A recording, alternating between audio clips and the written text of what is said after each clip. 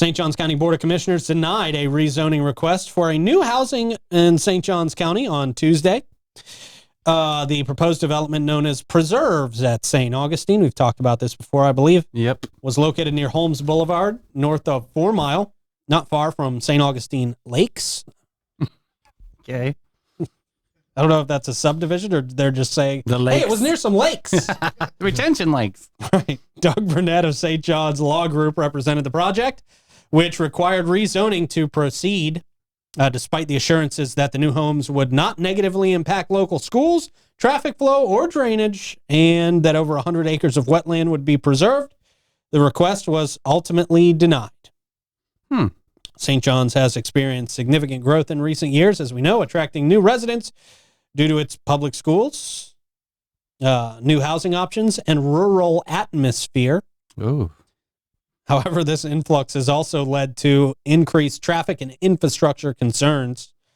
Residents voiced their opposition to the new development, fearing it would disrupt the rural and natural character of the area. Zeke Williams. Why do I feel like I know that guy? What a I feel like I name. know that. Zeke. Zeke the plumber. Zeke. Are you afraid of the dark? No, was that? Are you? No, no, that was Salute Your Shorts, bro. Zeke Yeah, the plumber. that was Ugg's evil alter ego, right? Yes, sir. Yeah. Wow, I have no idea what you two are talking about. I know. Now I know when I talk You guys about. just went into a space I have no clue That's what awesome. Okay, though. boomer. So cool. No, that was a friendship connection That was, right yeah. there. No, you guys never watched. Well, you definitely didn't, Troy. But Davey, you never watched Salute Your Shorts on Nickelodeon? No, I was didn't? swimming. No, I was swimming. Oh yeah, Awana. Camp on Awana. That's Camp right, on man. Awana. Okay. We hold you in our hearts. Yep. Yep. Awesome. Here he is right here. Ugly. Hey, there he is. It's Ugg Lee. That was his name. Ugg Really? Lee. Yeah. Wow. Great show. Great show. He's not that ugly. Yeah. Yeah. One of my first crushes was on the bitchy girl in that show. Was it really? Yeah, it really, really set me up for failure in a lot of my future relationships. I'm not talking. Other residents concerns emphasizing the potential for negative effects on the community. Steve Stewart, who grew up in the county, recalled the area's past and urged the commissioners to consider long-term impacts of the additional traffic. Mm-hmm. In May of Wind mitigation in 2024. there. Wind mitigation. I mean, they got to be concerned. You knock a tree down, changes the whole paradigm. Well, in May of Should've never 2020, taught Davey wind mitigation. Davey just likes saying wind I mitigation. love saying that He word. really does. It's such a crunchy word. I love it. In May of 2024, officials had recommended the rezoning for approval for PUD 2013-14 by a narrow margin of 4-3. However, the commissioners ultimately decided against moving forward with the project. Unanimous decision to deny rezoning was seen as a victory for residents who continue to face existing drainage and infrastructure issues. Says nothing about wind mitigation, unfortunately. Dang it.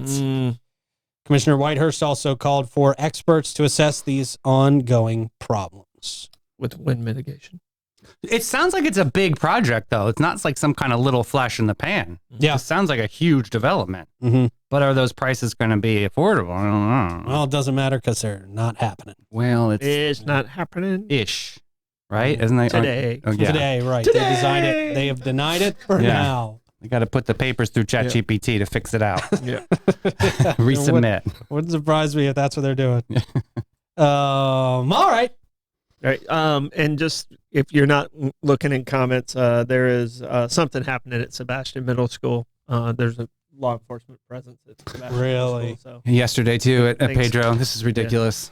thinking it's Another that's threat- right. There's- threats again. Yeah, there's another threat emails parents got from Pedro yesterday, and maybe they're just doing this out of an abundance of caution. Maybe there's not necessarily a situation at middle school, but it seems to be a trend. I was talking to somebody today who's got young kids, and they're saying, this is happening all over the country. And we've talked to cops that are saying this is happening all over the country. I mean, it's got to be something that's going on Snapchat or TikTok or something like that, some sort of a trend. But I mean, This one seems to be flowing through Snapchat. What I've seen. Yeah, me The too. ones in Volusia County and the ones here, and I the mean, one that was in Putnam County was also Snapchat. Yeah. kids got to realize that trading your freedom for literally 5 minutes of fame in a horrible light, is not worth it. You're making threats, and these are taken very seriously by law enforcement. You can't just say, "Oh, it was a TikTok thing." Mm-hmm. No, I mean, you will get in real trouble. This is one of those things that, when we were a kid, they always talked about, "Oh, it's going to be on your permanent record." This will be on your record. This will forever. Something like this will inhibit you. Will from it not being shake out successful in when your they're future. 18? No, Yeah. not this. Not a school threat. No.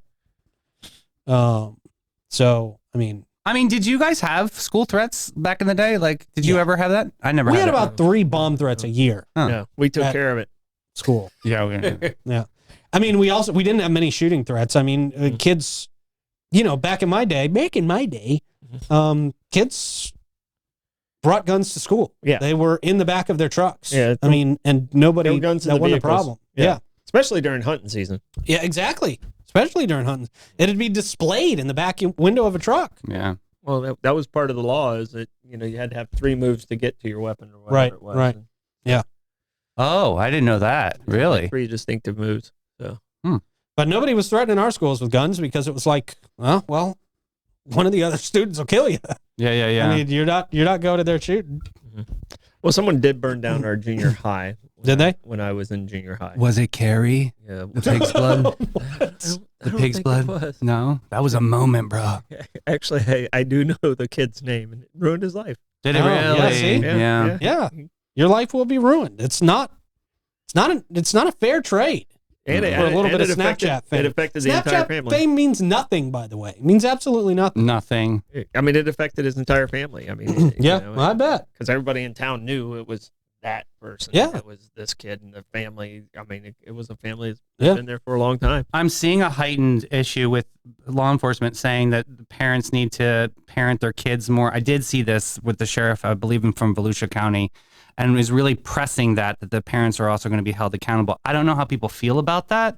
I mean, Well, 'cause you're kids starting are to see it across the country. kids are where buck parents being wild. held Like, I mean, you know accountable. what I mean? Like, sometimes they get so out of control. So do the parents need to be held accountable? I'm really asking this as an We're open-ended seeing question. that as a trend. Yeah, I mean, it's happening, and maybe hopefully that does cause parents to pay a little more attention. Some parents, not all parents. Many parents are good parents. Some parents, not all parents. Not Many all. parents are Yep, good parents. Yep.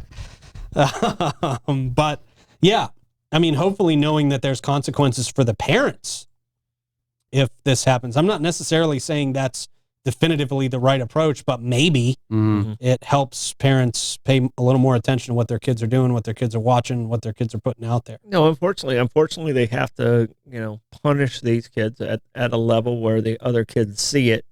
And they're like, oh, okay, that really wasn't worth it. Yeah. And they got to recognize it.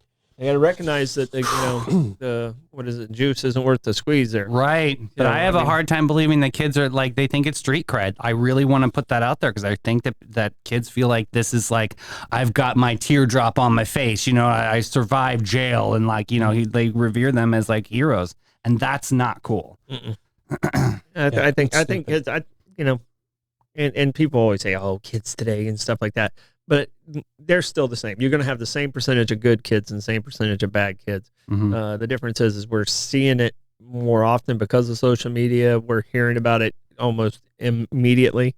So some of these things that happened in the 70s, mom and dad never even heard about it. Yeah. There's stuff that probably happened there. You're like, that's not a big deal. True. Yeah. Because everything is now, right now. We have a front row. I think of the fights at the bike rack, and if those were actually filmed, whew, Bro, Right, there I've would've seen been a some lot of those, fights. yeah. Oh. So I mean, those things.